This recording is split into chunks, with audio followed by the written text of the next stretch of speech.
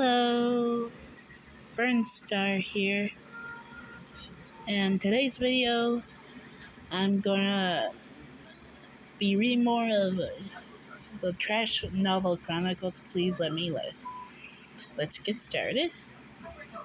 You barely had time to process how bizarrely normal your life is as villain's the villain's fiance had become when the next Azure Isekai plot point sight near its ugly trope-filled head again.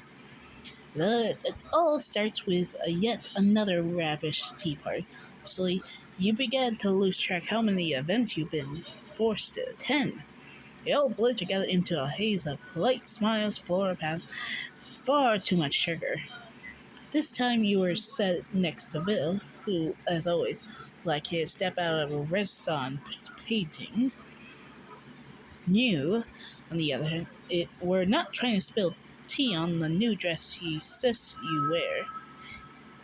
The dress itself was lovely, of course. Bill had impeccable taste, but the whole setting made you feel like you were constantly walking on eggshells, especially when she was here, the heroine. Today you were determined to get it through without any drama. Just smile, nod, let the heroine do her thing. Easy, right? Wrong. Everything has been going too smoothly, too. Heroine in all her sunshiny glory was seated at the table, surrounded by her usual group of admirers, doing a great job of fading to the background until someone, the hostess perhaps, brought up your previous adventure. Oh, didn't you want to come and accommodate the Grand Duke deal with that bandit problem at the eastern border? The hostess asked. What a thrilling ordeal! You shifted uncomfortably, feeling the weight of too many eyes. You. Well, I wouldn't say thrilling, you began, trying to downplay it, but your nerves had other ideas. I mean, the heroine here was probably rescuing some poor lost puppy, while I was just, pulling down the real danger. The air went cold. The moment the mouse left your words, you froze. The table fell silent, save for the quiet clanking of teacups being set down.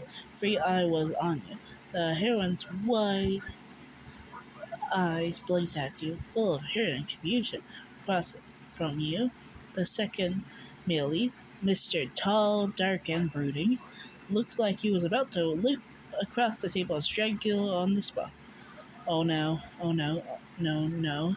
Why did you leave your filter at home?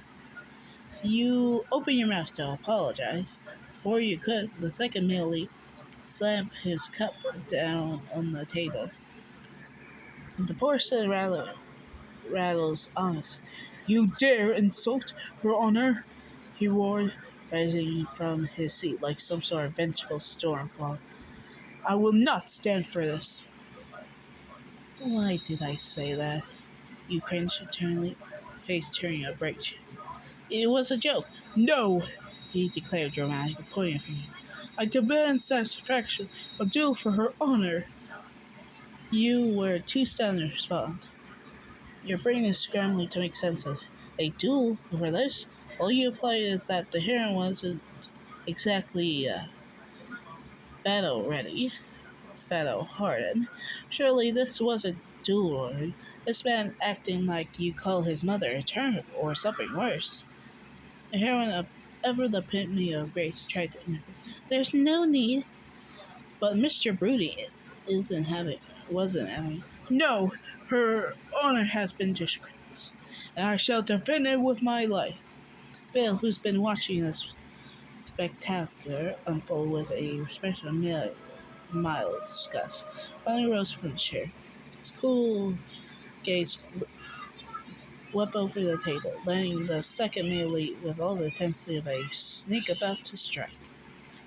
If anyone's honor has been scratched, it's Phil said icily. It's mine, and I will not allow my betrothed to be disrespected by the likes of you. You blink up at Phil, stunned. Wait, you're gonna duel him? Yourself? Phil turned his patient gaze to you. Although his face remained calm, there was a glimmer of something softer in his eyes. Of course, he said. I would never trust such a matter to anyone else besides. His lips curled into a...